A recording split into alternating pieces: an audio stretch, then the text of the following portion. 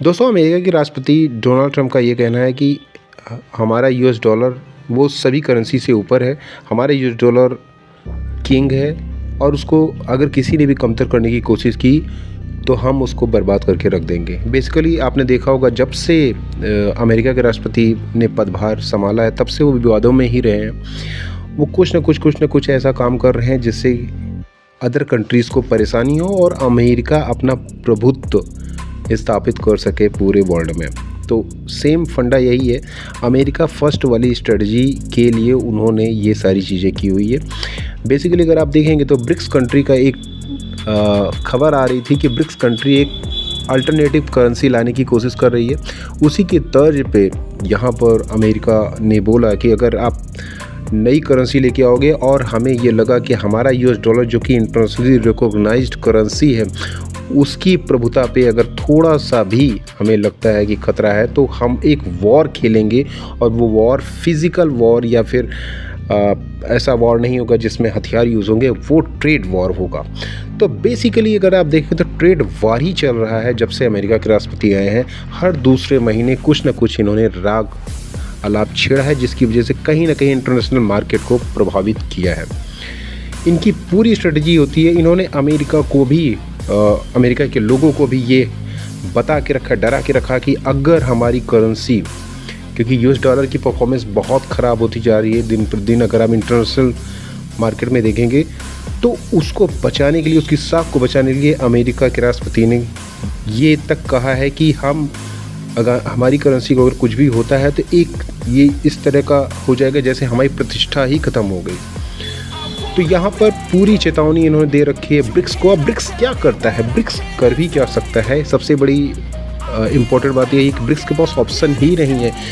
BRICS ये कदम तभी उठा सकता है इंटरनेशनल मार्केट में अपनी अल्टरनेटिव करेंसी लाने का जब तक वो यूएस से डिपेंडेंसी नहीं हटाता है।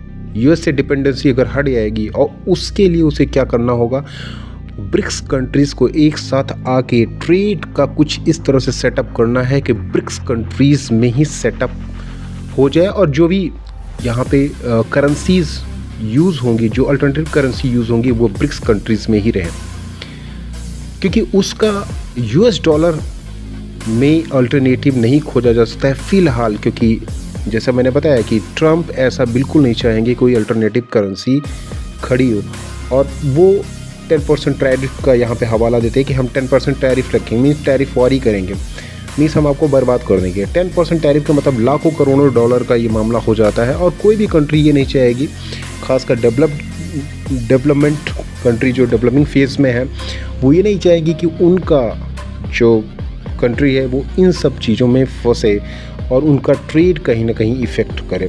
तो कोई भी कंट्री, इसलिए ब्रिक्स के पास कोई ऑप्शंस है नहीं दोस्तों। तो ट्रम्प्स अपनी मर्जी का खेल रहे हैं और जब तक खेलना चाहेंगे तब तक खेलेंगे, क्योंकि अभी किसी के पास कोई ऑप्शंस है नहीं। और ये ऑप्शंस तब तक नहीं रहेंगे जब तक ब्रिक्स कंट्री इसके बारे में एक डिसीज़न नहीं ले लेते हैं।